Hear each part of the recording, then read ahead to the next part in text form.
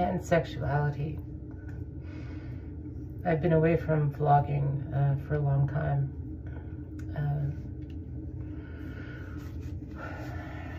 I've just been going through some stuff. The reason for the mask is I had electrolysis done today. You can see how like kind of chewed up my face is at the moment.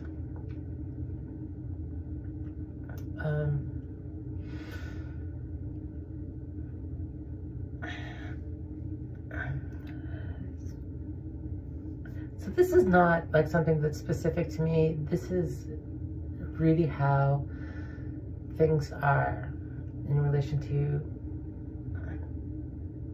human sexuality. We have this idea that all sexuality is hinged upon heterosexual sexuality, heterosexual genitalia, and then everything else follows under the umbrella of, like for example, we think of the LGBT spectrum as a sexuality is a small spectrum within the huge, larger spectrum of human sexuality, which people logically assume to be straight. And that's not how it really is. You have to ask yourself why sexuality comes into existence. Does sexuality come into existence solely as procreation? No.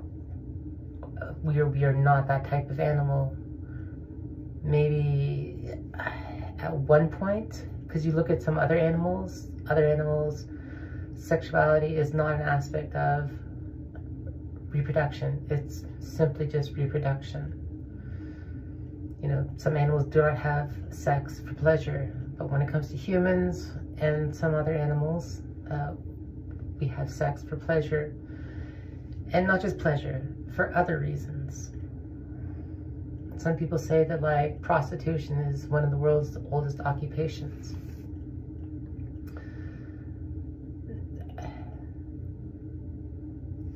Human sexuality falls under the umbrella of pansexuality.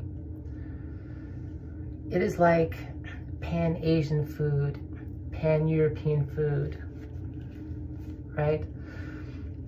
You know, Filipino food is one aspect of pan-Asian food. Greek food is one aspect of pan-European food, for example. You know, Cantonese is one aspect of Chinese food. Hong Kongese food is just one aspect of Chinese food, you know. Sichuan food is different than food from Canton. Much similar, but also different. And the same thing is true of human sexuality. Pansexuality, right? A lot of people like to define that as being, I don't care about the person's genitalia. I care about the person.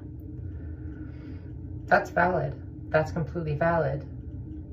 But in the reality of pansexuality is that like, you're looking at, the person is looking at someone, looking at a spectrum of being able to date anybody.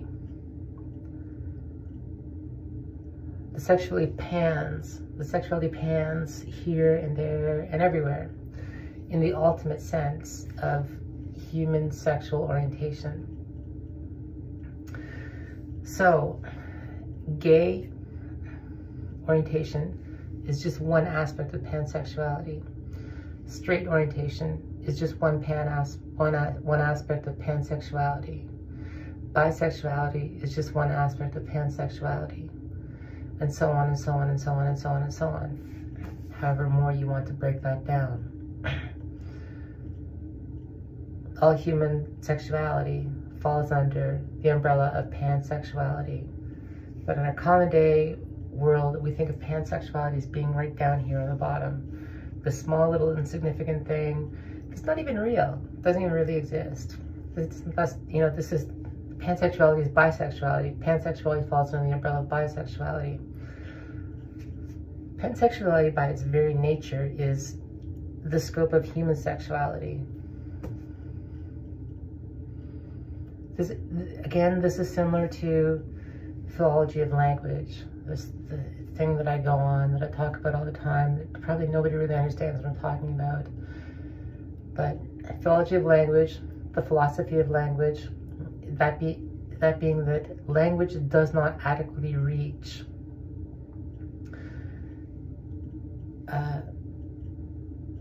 the object.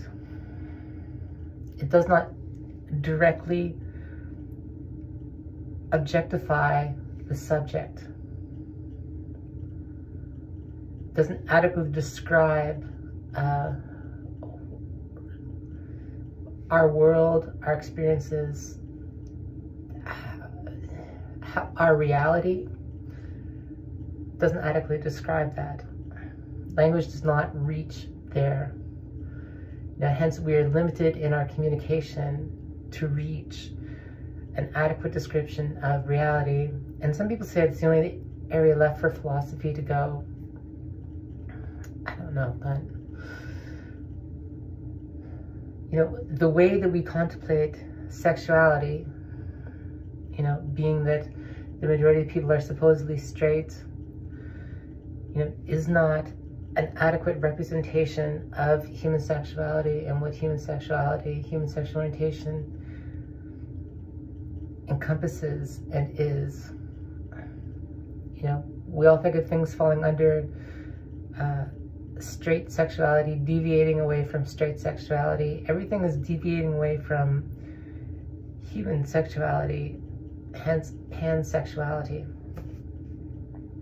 All human sexuality, the entire spectrum of human sexuality, is encompassed in pansexuality. We often think of things in a hierarchical way, and this again relates to philology of language and perhaps even just how human thought works. So we have this idea that there's a hierarchy. Something starts here, it's up there. This is the absolute highest. You know, we put king here, country here, the individual here, and so forth, right? It doesn't work that way, right? If you think about any structure of anything, you know, this is a completely backwards form of structure. You know, this structure starts on the bottom. It needs a wide base, right? You can't build a pyramid on the point of the pyramid and expand the base as it goes up and expect it to stay that way. It won't work. You know, and what kind of problems do we run into life nowadays due to things like discrimination in relation to sexual orientation? It's endless. It may never change, right? Why? Because we have an upside down point of view of it, right? You need a flat, wide base, right? That flat, wide base as a point of support, you know, in relation to something like human sexuality, is pansexuality. The type of sexuality that encompasses all sexuality. You know, that does not mean that a person who is straight, their sexuality encompasses all sexuality. That a person who is gay, their sexuality encompasses all sexuality.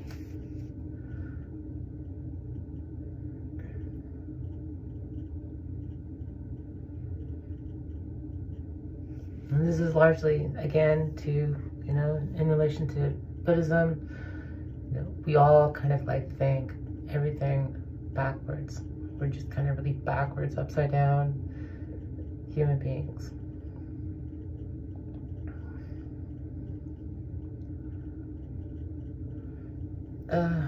There's other things. I have a gazillion things going through my head at any point in time to make vlogs about. But I'm just going through a lot of stuff at the moment. And hopefully I can get back to making vlogs. Why at like 3:45 in the morning? I don't know. Can't sleep.